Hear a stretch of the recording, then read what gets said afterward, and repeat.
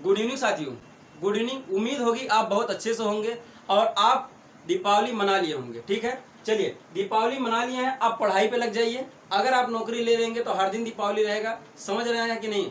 दीपावली अगर आप कब मनाते हैं, जब पैसा रहेगा आपके पास, तब आप अच्छे से दीपावली भी मनाएंगे तो आपके परिवार भी ठीक लगते हैं, है ना, सब अच्छे भी लगते हैं। अगर आपके पास पैसा नहीं है तो आप दीपावली कैसे मनाएंगे। तो आप नौकरी ले लीजिए, अच्छे से पढ़ाई करिए, फिर आप दीपावली मनाएंगे हर दिन। समझ में आ रहा है। चलिए देखिए, आज हम ब्रह्मपुत्र नदी के बारे में चर्चा करेंगे। ब्रह्मपुत्र नदी को समझेंगे कि ब्रह्मपुत्र नदी में कौन कौन से सहायक नदी है, कहाँ से निकली है। ब्रह्मपुत्र नदी का चार नाम है, वो कौन कौन सा नाम है, इसको हम समझेंगे। अभी आपको पढ़ाया गया कि जो हिमालय से निकलने वाली नदियाँ हैं वो 3 नदियाँ होती हैं। हिमालय से निकलने वाली नदी को 3 नदी तंत्र हैं कि कौन कौन सी। सिंधु नदी, जो सिंधु नदी आपकी ये निकलती है, पढ़ा दिया गया। अगर आप नहीं देखें तो जाके देख लीजिएगा। फिर आपका गंगा नदी पढ़ाया गया, गंगा नदी को भी पढ़ा दिया गया। और एक बचा था आपका ब्रह्मपुत्र नदी। तो हिमालय से निकलने वाली जो 3 नदियां हैं बड़ी बड़ी, उनको आपको पढ़ाया गया था। पढ़ने और लिखने के अनुसार 3 भागों में बांटा गया था। तो ये तीनों नदियां आज समाप्त हो जाएंगी। 2 बता दी गई थी, एक बचा है ब्रह्मपुत्र नदी। तो ब्रह्मपुत्र नदी को बता दिया जाएगा। देखिए, ब्रह्मपुत्र नदी की चर्चा करने से पहले, ब्रह्मपुत्र नदी आपकी भारत की उत्तरी नदी ब्रह्मपुत्र नदी है और सबसे पुरानी नदी है। कौन सी? पुरानी नदी है। जब ये हिमालय का उत्थान हुआ, यहाँ पहले 33 सागर था, हिमालय का उत्थान हुआ। ये नदी ना तो अपना रास्ता मोड़ी, ना ही अपना जल, निरंतर हमेशा जल को बहते हुए और पर्वत को काटते हुए बहती रही। तो ये भारत की पुरानी नदी है। ब्रह्मपुत्र नदी भारत की क्या है? पुरानी नदी है। और गंगा नदी आपकी नई नदी है, न्यू नदी जिसे कहते हैं, हाल ही में निर्माण हुआ। तो गंगा नदी आपकी न्यू नदी है। बाकी ये सतलज नदी जो थी और सिंधु नदी और ब्रह्मपुत्र नदी, ये आपकी पुरानी नदी है। समझ में आया कि नहीं। और ब्रह्मपुत्र नदी को 4 नामों से जाना जाता है। ब्रह्मपुत्र नदी को 4 नामों से जाना जाता है। इसको आप नोट कर लीजिए, नोट करिए। पहला है सांगपो। कौन सा? सांगपो नदी। सांगपो नदी कहाँ बोला जाता है ब्रह्मपुत्र को? तो तिब्बत में बोला जाता है। नोट करिए, तिब्बत में सांगपो नदी के नाम से जाना जाता है। फिर जब वो तिब्बत से आगे प्रवेश होती है भारत में, तो भारत में किस नाम से जाना जाता है? दिहांग नदी। अरुणाचल प्रदेश में दिहांग नदी से नाम जाना जाता है। दूसरा हो गया। तीसरा आपका, जब असम में प्रवेश करती है, भारत में ही रहती है, भारत में एक राज्य है असम। जब असम में प्रवेश करती है रैंप घाटी में जब प्रवेश करती है, तो उसका ब्रह्मपुत्र नदी के नाम से जाना जाता है। फिर आगे जब वो बहती है तो बांग्लादेश में प्रवेश करती है। बांग्लादेश में जब प्रवेश करती है उसको किस नाम से जाना जाएगा? बांग्लादेश में जब प्रवेश करती है उसको जमुना के नाम से जाना जाएगा। ये आप देख लीजिए। तो 4 नाम से जाना जाएगा। आया समझ में कि नहीं? अभी मैं तो बता ही दूंगा, टेंशन ना लीजिए। ठीक है, चलिए देखिए, ये ब्रह्मपुत्र नदी है। ब्रह्मपुत्र नदी कहाँ से निकलती है? मानसरोवर झील से निकलती है। मानसरोवर झील से तिब्बत के पठार से निकलती है। कहाँ से? तिब्बत के पठार से मानसरोवर झील से निकलती है। और तिब्बत में इसका नाम, ब्रह्मपुत्र का क्या नाम पड़ा है? सांगपो नदी के नाम से। किस नाम से? सांगपो नदी के नाम से जाना जाता है। और ये पश्चिम से पूरब की ओर बहती है। कहाँ से? पश्चिम से पूरब की ओर बहती है, हिमालय के साथ साथ बहती है। और इसका किस हिमालय से, पूछ दिया जाए किस हिमालय से ये साथ साथ बहती है, तो आप बताएंगे पुरानी बृहद हिमालय से। कौन सा? बृहद हिमालय के साथ बहती है, उसको पुरानी चोटी कहते हैं। क्या कहते हैं? पुरानी चोटी। ये पुरानी चोटी, तो पुरानी चोटी कौन सा? नामचा बरवा। यहाँ एक पर्वत है जिसका नाम है नामचा बरवा, ऊंची चोटी है। नामचा बरवा से ब्रह्मपुत्र नदी आपका यूटर्न लेती है। यूटर्न लेते हुए भारत में जब प्रवेश करती है, एक नदी का नाम पड़ता है। हाँ, जब ये पुरानी चोटी नामचा बरवा से यूटर्न लेती है, भारत में प्रवेश करती है, तो एक गाज का निर्माण करती है। कौन सा गाज का निर्माण करती है? तो आपका दिहांग गाज का निर्माण करती है। कौन सा?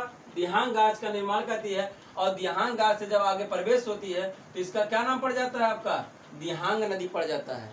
जब दिहांग गाज से ये प्रवेश करके भारत में अरुणाचल प्रदेश में प्रवेश करती है, तो इसका दिहांग नदी के नाम से जाना जाता है। और दिहांग नदी जब अरुणाचल प्रदेश में आती है तो 2 इसकी सहायक नदी हैं। कौन कौन सी? 2 इसकी सहायक नदी है। ब्रह्मपुत्र को जब अरुणाचल प्रदेश में दिहांग नदी को कहा जाता है। और दिहांग नदी की 2 सहायक नदी है, एक दिबांग है, एक लोहित है। एक दिबांग, एक लोहित। अरुणाचल प्रदेश में 2 ब्रह्मपुत्र नदी की सहायक नदी हैं, एक दिबांग और एक लोहित नदी है। और फिर आगे जब बहती है तो एक नदी आपकी दिबांग नदी पड़ती है। दिबांग नदी पड़ती है आके दिबांग में ही मिल जाती है, तभी इसका नाम दिबांग नदी पड़ा है। समझ में आया कि नहीं। फिर आगे एक नदी आपकी लोहित नदी की सहायक नदी बनती है जिसे बूढ़ी दिहांग कहते हैं। क्या? बूढ़ी दिहांग।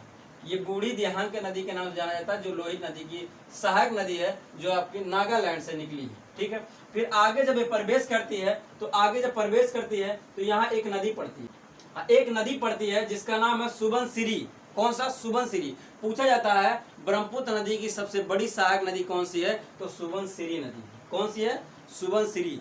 अगर गंगा नदी की सबसे बड़ी सहायक नदी पूछा जाए तो कौन सा हो जाएगा? यमुना नदी। सिंधु नदी की सबसे बड़ी सहायक नदी पूछा जाएगा तो कौन सा हो जाएगा? सतलज नदी। हर नदी की एक बड़ी सहायक नदी होती है। ठीक है।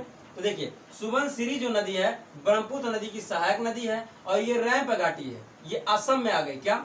ये असम में प्रवेश कर चुकी है। ये आपका असम है, ये आपका असम है। तो असम में जब प्रवेश करती है एक द्वीप का निर्माण करती है। कौन सा द्वीप? आप द्वीप किसे कहते हैं सर्च कर लीजिएगा, द्वीप क्या होता है, नहीं तो नेक्स्ट बताया जाएगा। द्वीप को मैं बता ही देता हूँ। द्वीप किसे कहते हैं? जो पानी से चारों तरफ से घिरा हो। क्या?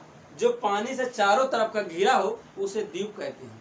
तो एक द्वीप का, असम में एक द्वीप का निर्माण करती है जिसे कौन सा द्वीप कहते हैं? माजुली द्वीप। कौन सा कहते हैं? माजुली द्वीप। माजुली द्वीप भारत की सबसे बड़ी नदी तंत्र की द्वीप है, या विश्व का कह लीजिए विश्व की सबसे बड़ी जो नदी द्वीप है। कौन सी है? माजुली द्वीप है। माजुली द्वीप है। इसे गुम्फत मार्ग कहते हैं। गुम्फत किसे कहते हैं आप बताइए? गुम्फत मार्ग उसे कहते हैं जहां से ढेर सारी नदियां एक दूसरे ओर वितकाएं हुए मतलब बहती हैं इधर उधर हर तरफ से, तो उसे गुम्फत मार्ग कहते हैं। क्या कहते हैं? गुम्फत मार्ग। गुम्फत मार्ग में क्या होता है? आपका धान। भाई जाहिर सी बात है, जहाँ ढेर सारी पानी इधर उधर बहेंगी तो वहाँ आपका क्या हो जाएगा? वहाँ आपके धान की खेती होगी। तो गुम्फत मार्ग में धान की खेती होती है जो असम घाटी में पाई जाती है। कहाँ? असम घाटी। असम घाटी को ही कहते हैं रैंप घाटी। ये घाटी है, ये घाटी है। अब घाटी किसे कहेंगे? घाटी जानते हैं? घाटी उसे कहते हैं दो पर्वतों के बीच जो नदी बहती है उसे घाटी कहते हैं। पर्वत ऐसे ऊंच रहेगा, इधर से ऊंच रहेगा, उसमें आपकी नदी जो बहेगी उसे क्या कहेंगे? घाटी कहेंगे। समझ में आया कि नहीं? घाटी को असम की घाटी है, इसे रैंप घाटी कहते हैं। रैंप घाटी, रैंप घाटी। और असम में ही इसको बोला जाता है ब्रह्मपुत्र नदी। असम को क्या बोला जाता है? ब्रह्मपुत्र नदी के नाम से जाना जाता है असम में। आया समझ में कि नहीं इतनी बात? चलिए यहाँ तक समझ में आया कि नहीं? अगर समझ में आया देखिए, असम घाटी हो गया। असम घाटी में अच्छा यहाँ आपकी जो द्वीप बना है ये आपका गिनीज बुक में दर्ज हुआ है, जो भारत की सबसे या कह लीजिए विश्व की सबसे बड़ी द्वीप, विश्व की सबसे बड़ी नदी द्वीप किसे कहा जाता है? तो यही आपका असम में है जो गिनीज बुक में रिकॉर्ड हुआ है। ठीक है। तो चलिए ये आपका असम से जब प्रवेश करती है तो आती है क्या? ये बांग्लादेश।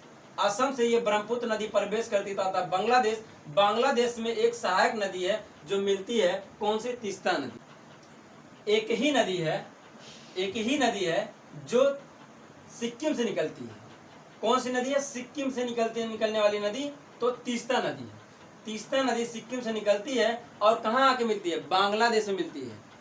ये ना कि आपके असम में मिलती है, बांग्लादेश में आके मिलती है। और बांग्लादेश में मिलती है फिर ये जो ब्रह्मपुत्र नदी असम से निकल के बांग्लादेश में प्रवेश करती है तो इसका नाम क्या पड़ जाता है? जमुना नाम पड़ जाता है। क्या नाम पड़ जाता है? जमुना नदी के नाम से जाना जाता है। अब जमुना नदी तो आप जानते हैं जब इधर से जो नदी मिलती है गंगा नदी, गंगा नदी भी बांग्लादेश में प्रवेश हुई तो गंगा नदी नाम नहीं था, पद्मा के नाम से जाना जाता है। क्या? पद्मा के नाम से। जब गंगा नदी ब्रह्मपुत्र नदी में प्रवेश करती है तो पद्मा के नाम से जाना जाता है, और ब्रह्मपुत्र नदी बांग्लादेश में प्रवेश होती है तो जमुना नदी के नाम से जाना जाता है। आया समझ में कि नहीं? अब बरक नदी, बरक जो नदी है, बरक नदी नागालैंड से निकलती है। कहाँ से? नागालैंड से निकलती है बरक नदी निकलती है। और इसका बरक नदी अपने भारत में इसका नाम बरक नदी नागालैंड से निकलती है।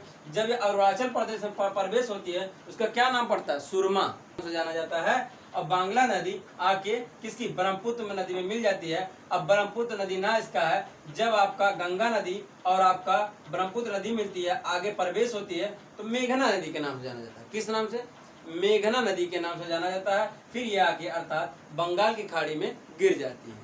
आया समझ में कि नहीं। ये बंगाल की खाड़ी में अपना जल वितरकाएं कर देती है, यानी बह मतलब इधर उधर बहने लगती है, और यहीं एक सुंदरवन डेल्टा का निर्माण हुआ है, जो हुगली नदी से लेके आपका क्या बांग्लादेश तक, हुगली नदी से लेके बांग्लादेश तक आपका सुंदरवन डेल्टा का निर्माण करती है।